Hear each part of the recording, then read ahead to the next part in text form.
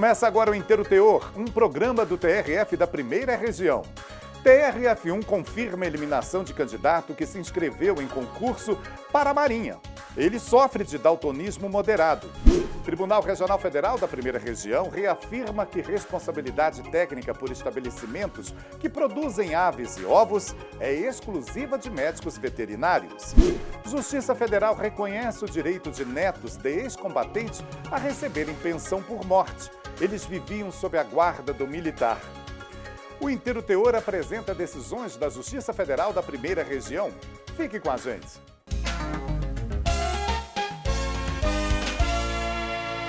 Algumas atividades profissionais exigem boas condições de saúde para serem desenvolvidas.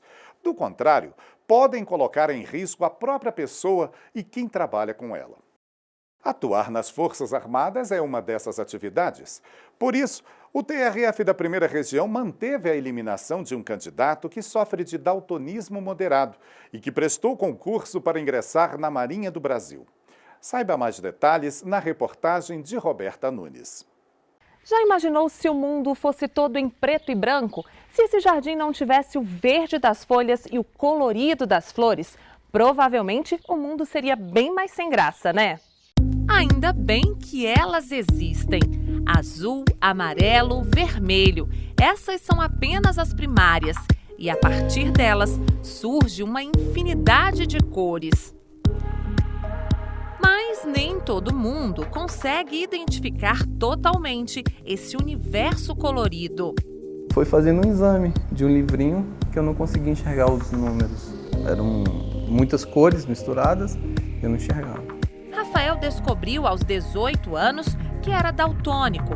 Ele tem dificuldade de reconhecer algumas cores. Eu me confundo muito com azul e verde, umas cores lilás, me confundo bastante.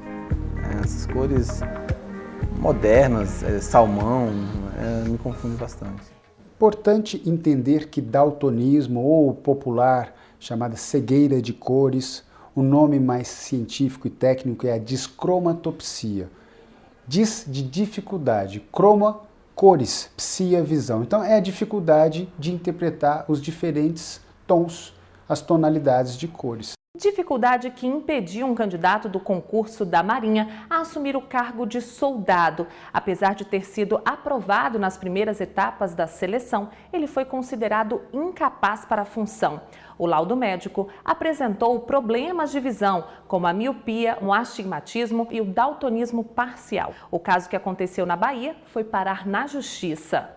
Ao analisar o processo, a 5ª turma do Tribunal Regional Federal da Primeira Região manteve a decisão de primeiro grau de eliminar o candidato do certame. Os magistrados entenderam que ficou comprovado no laudo médico que o candidato tem daltonismo moderado, grau acima do que o edital estabelece como admissível.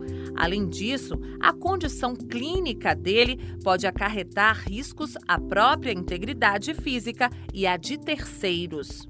As pessoas que trabalhariam nas Forças Armadas, de modo geral, elas têm que ter algumas condições de saúde para evitar colocar outras pessoas em risco. Nesse caso, o daltonismo, que seria interpretado como uma confusão de cores, em especial o vermelho e o verde, nesse caso específico, ele poderia provocar problemas e lesões a outras pessoas no caso de confusão de cores, porque normalmente são pessoas que estão avaliando máquinas, que estão operando também outro tipo de maquinário, ou que muitas vezes estão orientando pessoas. Então, essa restrição já era imposta no edital e, uma vez tendo sido a pessoa periciada e constatado a existência dessa dificuldade, ele então pode sim vir a ser restrito do concurso. Esse oftalmologista reforça a condição de risco de algumas funções para quem é daltônico e alerta ainda que é comum a restrição em editais para alguns cargos específicos. Se a gente levar em consideração que o candidato à vaga de algum tipo de profissão ou de trabalho onde se exija plenitude visual, aí sim está incluída a plenitude de visão de cores. Então, o que vai determinar o impacto e que atividades ele pode exercer ou não é a intensidade da condição do daltonismo ou da descromatopsia. Mas, de um modo geral, quem tem o daltonismo leva uma vida normal, sem maiores problemas. As outras atividades, basicamente, ele não vai ter um impacto tão importante. Ele acaba exercendo as atividades normais e de um indivíduo normal. Muitas das vezes ele nem sabe ser portador dessa condição. Esse é o caso do Rafael, que convive com a doença sem transtornos. Bem-humorado, conta que o filho se diverte ao corrigi-lo. Às vezes tem alguma coisa em cima da mesa, eu falo, pega esse objeto azul. Eu falo, isso não é azul não, papai, isso é roxo.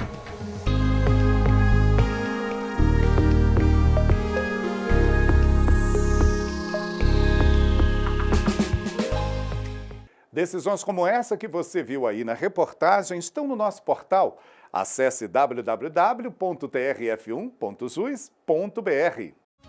E veja a seguir: Justiça nega a zootecnistas a possibilidade de exercer função privativa de veterinários. E mais, netos de ex-combatentes que viviam sob a guarda do militar têm direito à pensão. É já, aqui no Inteiro Teor.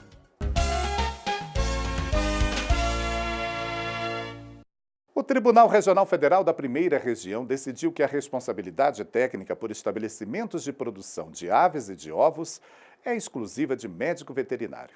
Confira na reportagem de Daniela Garcia. De um lado, o Conselho Federal de Medicina Veterinária. Do outro, representantes da Associação Brasileira de Zootecnistas. E no meio, uma discussão sobre quem pode assumir a responsabilidade técnica por estabelecimentos de produção de aves e de ovos. Atualmente, apenas os veterinários têm permissão para exercer a atividade, mas os zootecnistas buscam esse direito. O caso foi parar na Justiça e já em primeira instância, a seção judiciária do Distrito Federal negou os pedidos da Associação Brasileira dos Zootecnistas. Eles queriam que a atividade também pudesse ser atribuída a eles. O vice-presidente da Associação Brasileira dos Zootecnistas explica que a ABZ recorreu ao TRF da Primeira Região porque considera ilegal limitar a veterinários o desempenho da atividade. Ao longo dos anos, o Conselho Federal de Medicina Veterinária ele tem liberado algumas resoluções que têm restringido a atuação dos zootecnistas no mercado de trabalho, como exemplo dessa resolução citada. Nós sabemos que esses cursos têm áreas em comum, e essas áreas em comum dão a possibilidade do mercado selecionar o melhor profissional. Mas pelo fato do grande número de médicos veterinários no Brasil, o grande número de escolas de medicina veterinária, o Conselho passa a funcionar como um sindicato. O Conselho Federal de Medicina Veterinária discorda. O assessor técnico da presidência do órgão explica os motivos. É uma questão tanto de formação quanto de legislação. Então, hoje, por exemplo, o médico veterinário, por legislação, também pode fazer o trabalho do zootecnista. O contrário não é verdadeiro. E dentro da formação profissional, o médico veterinário é o que tem todas as disciplinas relacionadas à saúde, é o que tem a capacidade de diagnosticar, de identificar e de tratar as doenças das aves. Ao analisar o caso, a 7ª turma do Tribunal Regional Federal da Primeira Região negou a apelação dos zootecnistas. Os magistrados entenderam que a Lei 5.517 de 68 é clara ao determinar que é competência privativa dos médicos veterinários a direção sanitária de estabelecimentos industriais onde animais estejam em exposição, em serviço ou para qualquer outro fim, bem como produtos de origem animal. O único profissional que pode ser responsável pelo aspecto da criação como um todo, desde a área de produção, bem-estar animal e englobando os aspectos de saúde, é o profissional médico veterinário. O relator, juiz federal convocado Marcelo Albernaz, explicou que a formação dos veterinários é mais abrangente. O advogado da Associação dos Zootecnistas afirmou que vai recorrer da decisão. O zootecnista ele vê diversas disciplinas que vão da base para atuar na área de avicultura. Então ele aprende num caráter formativo, diferentemente do médico veterinário que vê lá uma avicultura básica no final do curso de caráter apenas informativo.